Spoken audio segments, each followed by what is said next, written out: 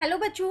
आज मैं आप लोगों को क्लास 6 की जो आपके पास न्यू एनसीईआरटी की बुक है ना, उसमें हमने अपना चैप्टर नंबर 7 भिन्न स्टार्ट कर रखा है। तो हिंदी मीडियम से हमने इस चैप्टर को स्टार्ट कर रखा है। आज की क्लास में मैं आप लोगों को यहाँ पर पेज नंबर 162 पे जो आपके पास आइए पता लगाए, मतलब एक तरीके से जो क्वेश्चंस आपको करने हैं वो हैं। तो वो क्वेश्चंस आज मैं आप लोगों को यहाँ पर कराने वाली हूँ, लेकिन उससे पहले ना हम एक छोटा सा टॉपिक है उसको समझ लेते हैं, उसके बाद इन क्वेश्चंस को करेंगे। देखो आपसे यहाँ पर क्या कह रहा है इसके अंदर, एक से बड़ी भिन्नों को मिश्रित संख्याओं के रूप में लिखना।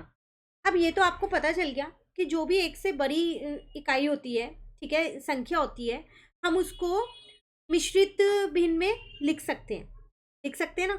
अब वो कैसे लिख सकते हैं वो चीज़ हमको यहाँ पर जाननी है। जैसे हमने लास्ट क्लास में भी सीखा था, तो हमने देखा था कि जो 3/2 है उसको हम लिख सकते हैं 1/2 प्लस 1/2 प्लस 1/2, क्योंकि ऊपर 3 था ना तो इसे 3 बार खोल दिया है।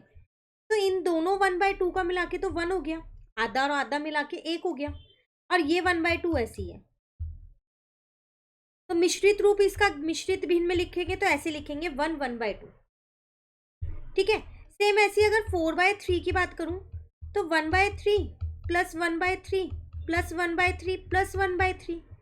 अब इन तीनों को मिला के तो 1 होगा, क्योंकि नीचे 3 है ना। नीचे जितने होते हैं मैंने आपको लास्ट क्लास में बताया था, नीचे आपके पास हर में जितने होते हैं उतनों को मिला के एक इकाई बनती है। जैसे नीचे 3 है तो 1/3 3 मिलाओगे तब एक बनेगा, और ये 1/3 ऐसी है तो इसको आप 1/3 लिख सकते हो। ये आपका हो गया मिश्रित भिन्न। ठीक है।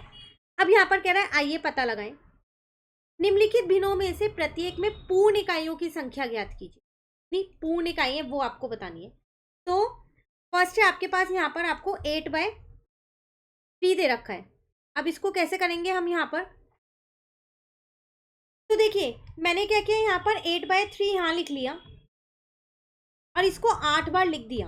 1/3 plus 1/3 plus 1/3 plus 1/3 plus 1/3, 5 times हो गया, 6 टाइम्स, 7 टाइम्स और 8 टाइम्स।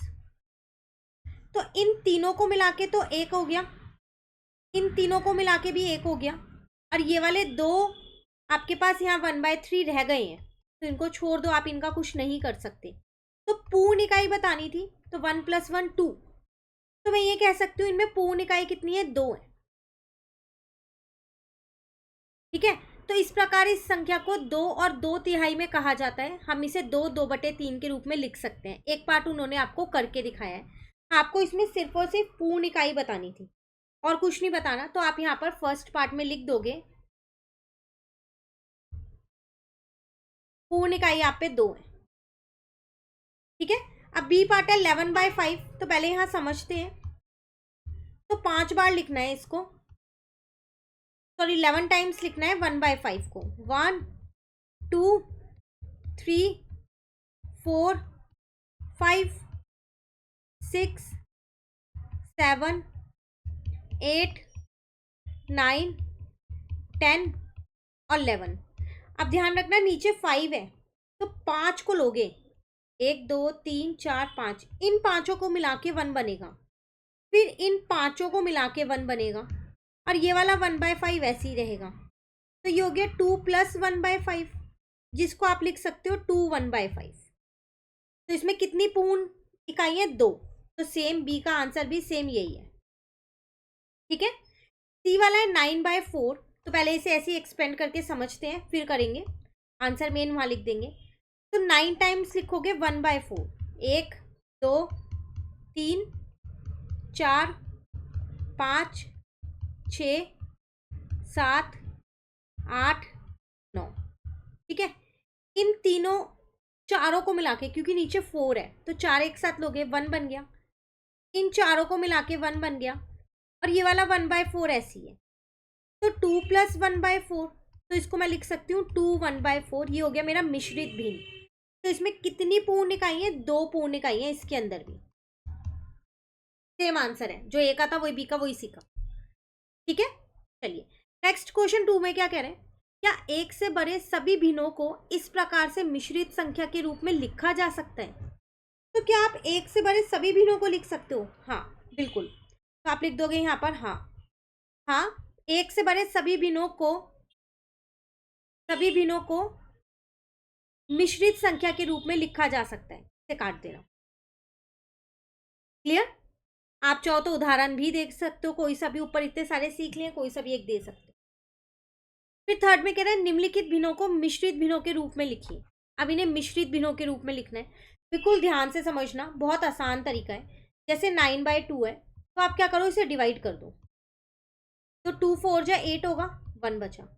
इसे ऐसे वी शेप में लिख दो, मतलब 4 1/2।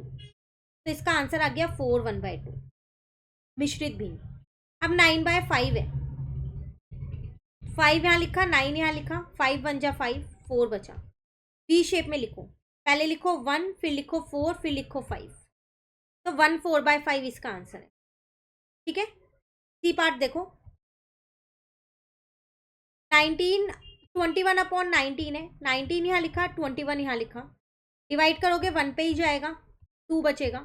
फिर दोबारा वी शेप में लिख दिया, पहले 1 लिखा, फिर 2 लिखा, फिर 19। ये आ गया आपका मिश्रित भिन्न। ठीक है? डी पार्ट देखो, 9 यहाँ लिखा, 47 यहाँ, 9 5 जा 45, 2 बचा। फिर वी शेप में लिख दिया, तो 5 2/9। पहले 5 लिखा, फिर 2, फिर 9, ये मिश्रित भिन्न बन गया। ठीक है? ई पार्ट देखो, 11 यहाँ है, 12 यहाँ है, 11 1 जा 11 हो गया, 1 1 1/11 वी शेप में। तो ना एक एक को, जैसे हमने ये वाला सीखा, ऐसे खोल के लिखने की जरूरत नहीं है, बहुत टाइम लग जाएगा, टाइम कंज्यूमिंग हो जाएगा। और कई जगह तो बहुत बड़े नंबर है, तो कब तक खोलते रहोगे। तो ये इस तरीके से करना है इसको, कहीं भी कोई दिक्कत नहीं आएगी और ना ही आपका गलत होगा। ठीक है? तो 6 3 जो आपका 18 होगा, 1 बचा। फिर वी शेप में लिख दो, पहले 3 लिखो, फिर 1 लिखो, फिर 6। तो ये आपके सारे मिश्रित भिन्न के रूप में हमने लिख दी। क्लियर? कंप्लीट हो गया है। उसके बाद तो नहीं है, अब नेक्स्ट टॉपिक है, तो इसे नेक्स्ट क्लास में समझ लेंगे हम अपने। आज फिलहाल के लिए आप ये वाला टॉपिक कर लो, कहीं दिक्कत लगे कमेंट करके साथ साथ पूछ लेना। Thank you. कमेंट करके ज़रूर बताना वीडियो कैसी लगी, और फ्रेंड्स के साथ भी इन वीडियोस को ज़रूर शेयर कीजिए। Thank you.